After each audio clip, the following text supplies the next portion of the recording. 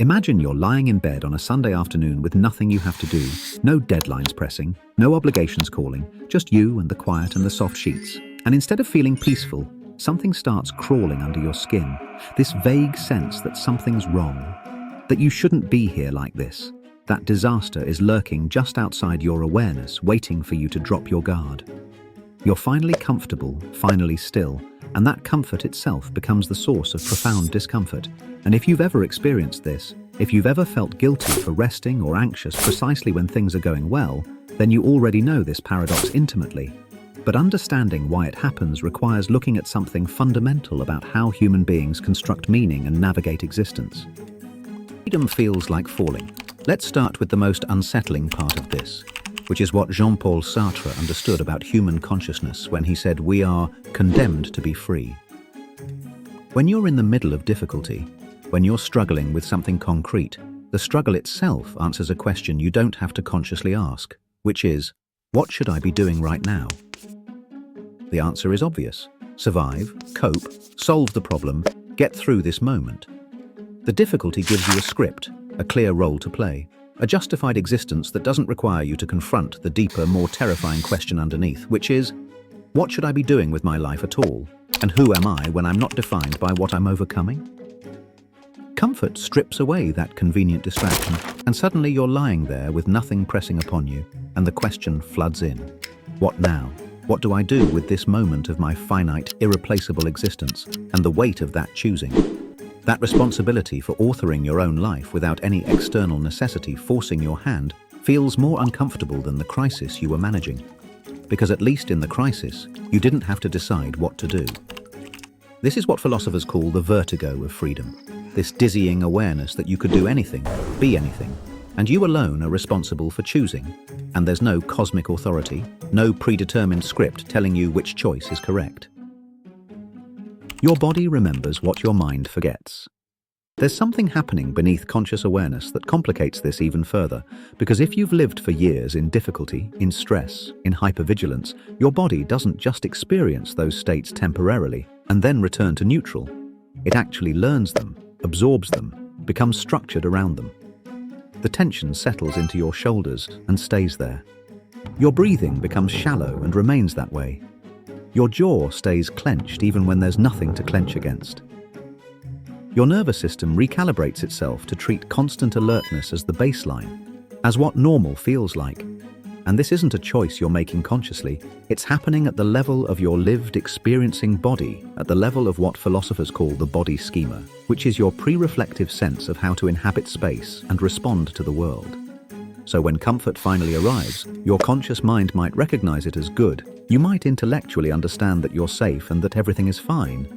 But your body is still operating according to the old pattern, still holding the tension it learned to hold, still scanning for threats it expects to find. There's a profound mismatch between what you know and what you feel, between intellectual recognition and bodily reality. And this is why comfort can feel like your eyes adjusting to a bright light after sitting in darkness for hours. The light is objectively good. It's what allows you to see clearly. But it hurts because you've adapted so completely to darkness that the thing which should help has become the thing that causes pain. Suffering as identity. But there's something even deeper happening here that has to do with how you've constructed your sense of self. Because Nietzsche understood something uncomfortable about human psychology when he described what he called ressentiment, which is this way we transform suffering into virtue when we can't change our circumstances.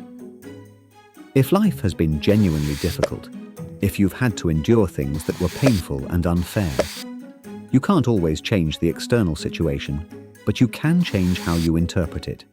You can tell yourself that your suffering makes you good, that enduring hardship proves your worth, that those who have it easier haven't been tested the way you have, and this creates a moral economy where struggle equals value and comfort equals weakness. Your identity becomes built on the foundation of what you've endured, and then comfort arrives and threatens that entire structure, because if you're comfortable, if life becomes easy, then by what standard can you claim virtue? And if your sense of who you are is fundamentally tied to being the person who perseveres through difficulty, then who are you when the difficulty dissolves? The discomfort isn't really about the comfort itself. It's about the existential crisis comfort triggers. It's having to reconceive your entire narrative and find meaning and worth in yourself without suffering as the measuring stick. The collapse of future-oriented meaning. This connects to something about how we experience time that's worth understanding. Because when you're in struggle, your experience of time has a very particular structure. You're oriented towards the future in a specific way. You're anticipating relief, planning to overcome obstacles, working towards a state of resolution, and the present moment derives its meaning from its relationship to that imagined future. Everything you're doing now is justified by the better state you're moving towards. But when comfort arrives, that entire temporal structure collapses because the future you were striving towards is now the present you're inhabiting.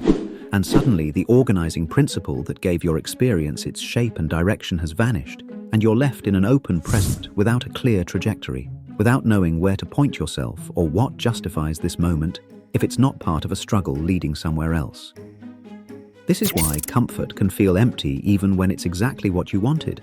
The wanting, the striving, the future orientation was actually what gave meaning to your days. And now that you've arrived, you don't know how to inhabit arrival because you only know how to inhabit pursuit. A thought experiment. Testing the prophecy. Here's a thought experiment that might help you see whether what you believe about comfort is actually true or just a story your nervous system learned through repetition. Imagine two parallel versions of your life unfolding simultaneously. In the first version, you continue exactly as you are now, remaining hypervigilant, never fully relaxing, bracing against comfort whenever it appears, living in perpetual readiness for disaster.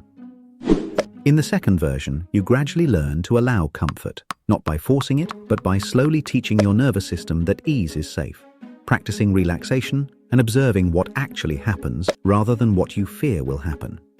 Now imagine that in both versions, the exact same external events occur, the same challenges arise, the same occasional crises happen, the same mixture of good and bad luck unfolds, the timeline of external circumstances is identical, the only difference is your internal state, your relationship to comfort, your level of chronic tension. Which version of you is actually better equipped to handle those challenges when they arise? The one who's already exhausted from years of unnecessary vigilance, whose resources are depleted, whose body is breaking down from chronic stress, or the one who has genuinely rested, recovered, maintained their capacity, and meets challenges from a place of actual strength rather than depletion? This question reveals something crucial, which is that your hypervigilance might not actually prevent bad things from happening. It might just make you suffer twice. Once in anticipation, and once if the bad thing actually occurs. And what your nervous system has learned through repetition is that sometimes you relaxed, and then something bad happened, and your brain created a causal link between those two events.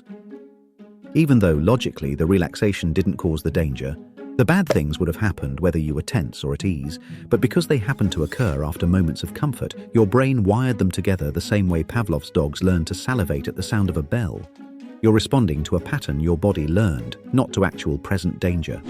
The stories we inherit about struggles, and this matters because you've also inherited a cultural narrative that's been passed down through generations about how suffering builds character and ease makes you weak, how you haven't earned rest until you've suffered enough, how comfort is morally suspect. For most of human history, survival genuinely did require constant effort and vigilance, and cultures developed elaborate moral and religious systems that valorized struggle because it kept people productive, compliant, willing to sacrifice their well-being for collective goals. But these narratives created a kind of collective neurosis, where comfort became associated with laziness, entitlement, weakness. You've internalized this programming so deeply that it's become part of your automatic threat detection. So when you relax, you're not just responding to your personal history.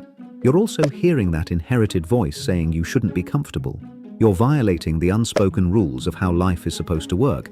But the question worth sitting with is whether this is actually true, or whether it's a story that served particular historical purposes but doesn't describe some fundamental law of existence.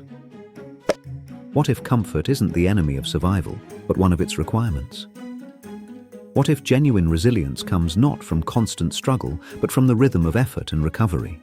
The way animals in the wild have periods of high alert when there's actual danger, and then rest, play, lie in the sun, because their nervous systems cycle between activation and rest. And it's this cycling that keeps them healthy and responsive, and constant activation would kill them just as surely as never being alert would. The ancient Stoics understood something useful here when they separated what is within your control from what lies beyond it. External circumstances, whether you're in comfort or difficulty, ultimately arise from causes beyond your influence. But what remains within your power is your judgment about those circumstances and how you choose to relate to them. Your discomfort with comfort suggests you've tied your identity, your virtue, your justification for existing to circumstances outside your control, and you're essentially suffering over something you cannot change, which is the root of all unnecessary suffering. What the discomfort actually reveals. The discomfort of comfort reveals your freedom, which you've been hiding from. It exposes the mismatch between your body's learned patterns and your current reality. It threatens the narrative you've built around suffering as virtue. It collapses the temporal structure that gave your life direction. It forces you to confront unlimited possibility without the excuse of necessity. The discomfort isn't a flaw in you. It's evidence of something profound about human existence. We are meaning-making creatures who need structure, narrative, and purpose, and we're remarkably creative at constructing those things, even if it means turning suffering into comfort and comfort into threat. But once you see the mechanism, once you understand how this works, you can begin to ask whether you want to keep running this program. You can test whether your beliefs about comfort and danger are actually true or just patterns your nervous system learned. You can practice inhabiting ease without guilt by gradually gathering evidence that comfort doesn't predict disaster, that rest doesn't make you weak, that you can be safe and still be worthy. If this gave you a new way of thinking about your own discomfort with comfort, like the video, subscribe if you want more explorations into the paradoxes of consciousness and existence, and let me know in the comments when you're comfortable, what does your system tell you is about to go wrong? I'm genuinely curious what patterns you've noticed. Until next time, stay curious, and maybe allow yourself a moment of ease without immediately scanning for the threat, and see what actually happens.